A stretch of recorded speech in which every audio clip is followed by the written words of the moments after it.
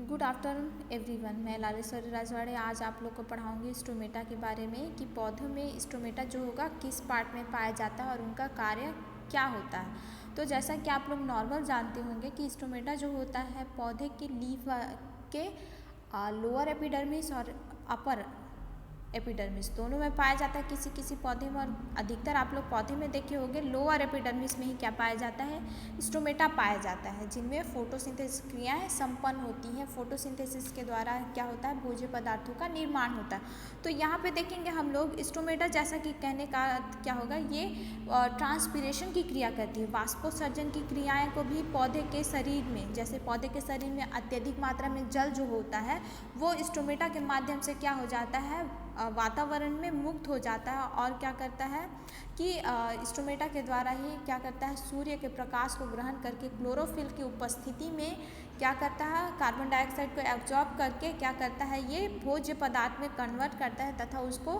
Body के सारे part में क्या करता है, पहुंचाने का कार्य करता है। उसी के साथ में क्या करता है, कार्बन डाइऑक्साइड का फिक्सेशन करता है और ऑक्सीजन गैस वातावरण में मुक्त करता है। तथा उसके साथ में क्या होता है, जैसे बहुत अधिक मात्रा में पौधे में जल की अधिकता होती है, जिसके कारण से जल की अधिकता को भी वे क्या करते हैं, पौधे स्टोमेटा वाले पार्ट से वातावरण में मुक्त कर देते हैं। आवश्यकता पड़ने पर उनको क्या करते हैं, रूट के माध्यम से फिर से ग्रहण कर लिया जाता है। ठीक ना।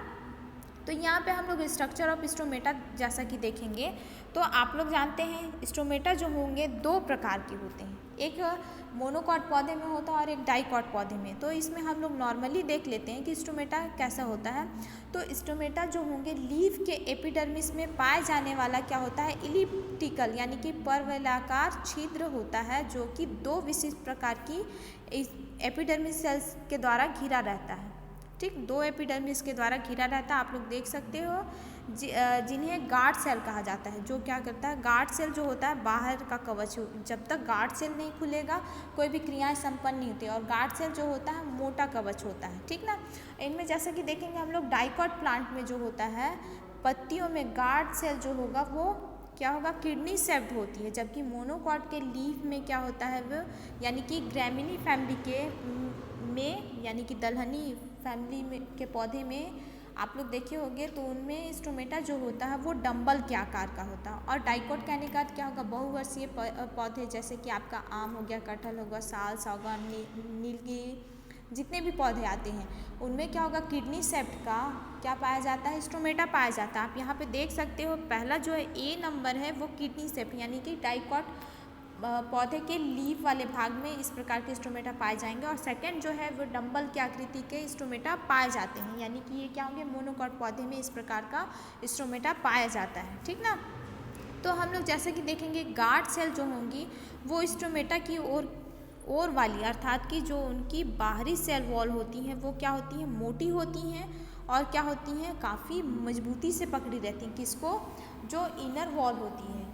ठीक ना। इंटाइन की जो वॉल होगी, एक्साइन और इंटाइन में जो स्टोमेटा का पार्ट होता है डिवाइडेड होता है, उनके बाहर में गार्ड सेल जो होगा वो काफ़ी मोटी होती है, जिसको वो क्या करती हैं, स्टोमेटा वाले पार्ट को पूर्ण रूप से एकदम मजबूती से पकड़ी रहती है। एकदम भी मजबूती नहीं, लेकिन जिससे कोई भी जीव उनको इफेक्टेड ना कर सकें, इस प्रकार से वे पकड़ी रहती हैं।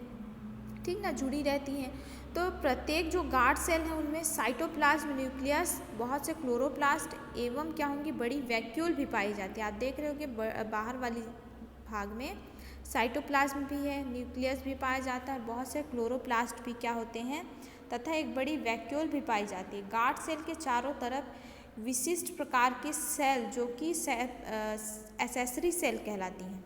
गार्ड सेल के बाहर में क्या होती हैं, सब्सिडरी या एसेसरी सेल कहते हैं। ये सहायक सेल जो होंगे स्टोमेटा के खुलने एवं बंद होने की क्रिया में गार्ड सेल की सहायता करते हैं। कौन से वाले भाग, सब्सिडरी सेल जो होंगे वे क्या करेंगे, गार्ड सेल को ओपन और बंद होने में क्या करते हैं, यहाँ पे सहायता करते हैं। तो गार्ड सेल की जो सेल वॉल है वो असमान स्थूलता स्टोमेटा के खुलने व बंद होने की क्रिया में सहायक होती है। स्टोमेटा का जो आकार होता है अलग अलग पौधे में अलग अलग प्रकार का होता है। तो जैसा कि यहाँ पे हम लोग देखेंगे कि डाइकॉट पौधे की पत्तियों में स्थित जो स्टोमेटा होंगी उनकी गार्ड सेल क्या होती हैं, किडनी शेप्ड होती हैं, लेकिन मोनोकॉट के ग्रैमिनी फैमिली के अंतर्गत जो पौधे की पत्तियां होंगी उनमें स्थित जो स्टोमेटा होते हैं वे डंबल के आकार के होते हैं। तो अब उसी को देखेंगे हम लोग, रंध्रों का वितरण यानी कि डिस्ट्रीब्यूशन के आधार पर स्टोमेटा कैसे होता है। तो यहाँ पे पौधे की पत्तियों की ऊपरी एवं निचली एपिडर्मिस में स्टोमेटा की स्थिति और उनका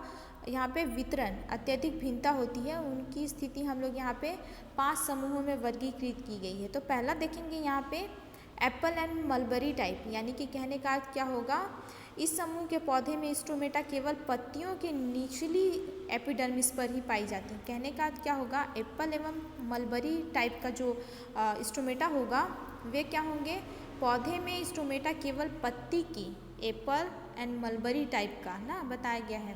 तो उनमें स्टोमेटा जो होंगे लीफ की लोअर एपिडर्मिस पर ही पाए जाते हैं, जैसे कि सेब, आलू, वालनट आदि में आप लोग देखे होंगे कि उनमें क्या होगा, लीफ के एपिडर्मिस वाले भाग में क्या पाया जाता है, स्टोमेटा पाया जाता है, जिन्हें एप्पल या मलबरी टाइप कहा जाता है, सेब का।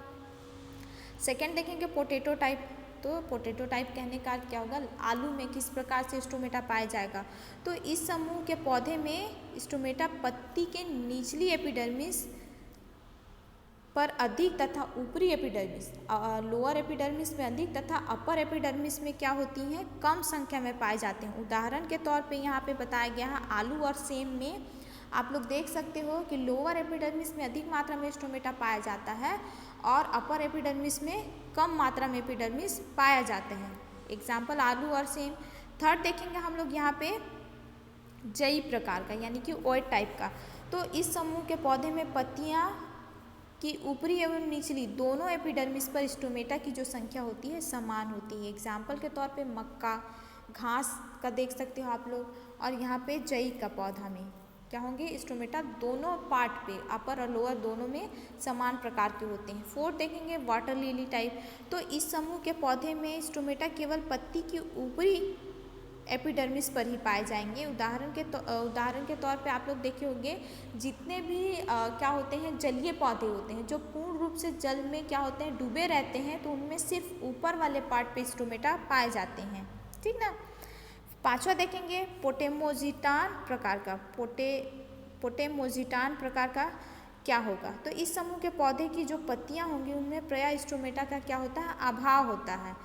यदि स्टोमेटा उपस्थित भी होते हैं तो वे क्रिया रहित होते हैं, मतलब कोई क्रियाएं नहीं करते हैं। उदाहरण के तौर पे जितने भी जलमग्न क्या होंगे, जीरोफिटिक प्लांट, जीरोफिटिक नहीं एक्वाटिक प्लांट जो होंगे वे क्या होंगे, इसके अंतर्गत आएंगे। जैसे हम लोग वाटर लिली टाइप का देखे हैं तो उनमें क्या होगा, पत्तियां जल के ऊपरी सरफेस में दिखाई देती हैं, लेकिन यहाँ पे पोटेमोजिटान प्रकार में क्या बताया है, जितने भी जलीय पौधे होंगे यानी कि वे पूर्ण रूप से उनके लीफ वाले भाग भी जल में ही क्या होते हैं, स्थित होते हैं, अंदर स्थित होंगे, तो उनमें स्टोमेटा नहीं पाया जाता है।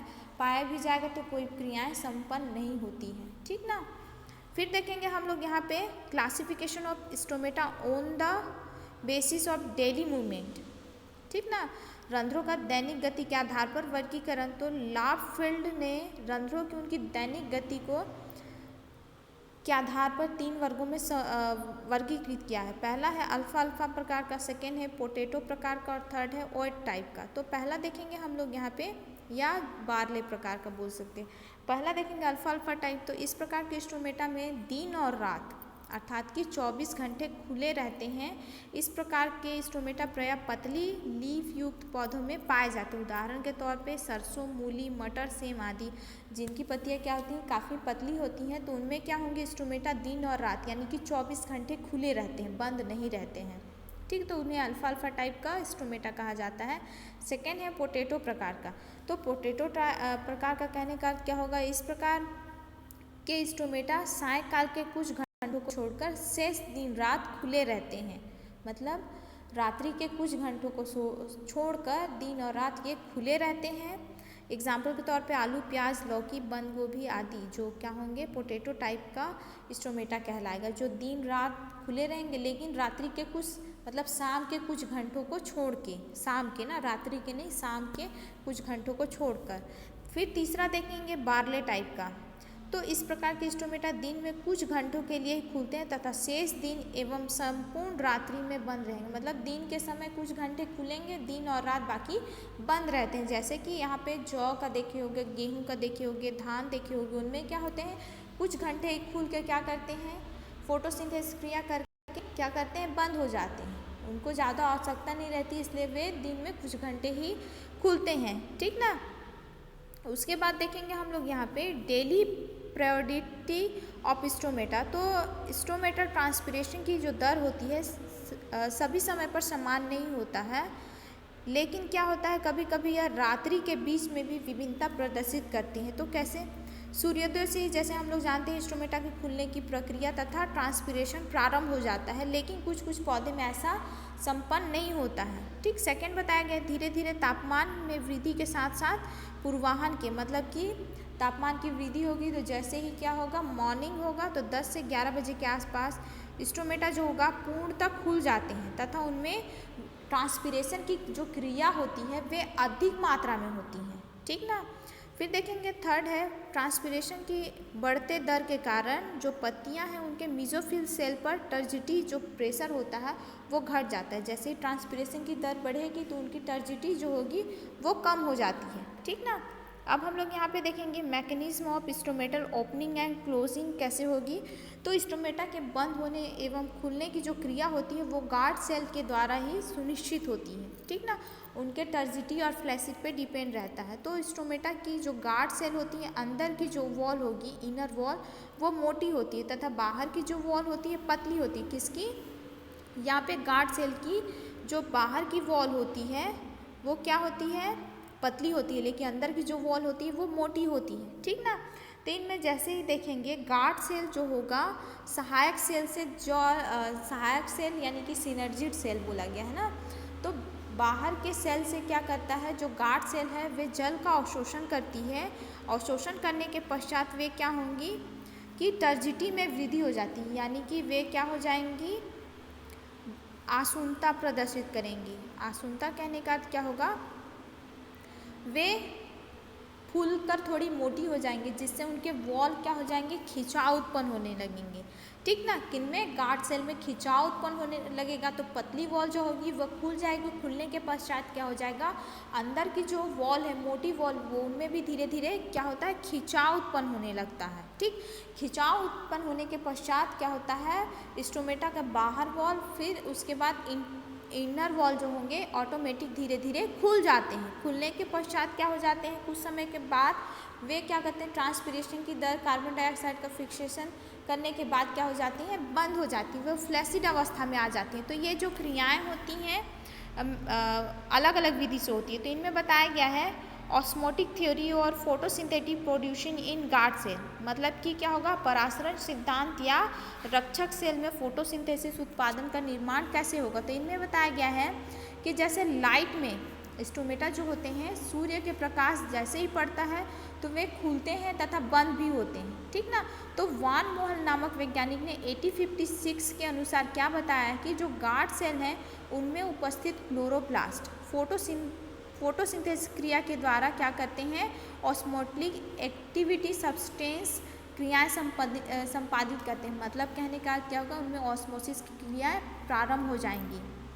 ठीक। जिसके कारण से इनका परासरण जो दाब होता है ऑस्मोटिक प्रेशर एवं डीपीडी यानी कि विसरण दाब न्यूनता बढ़ जाती है।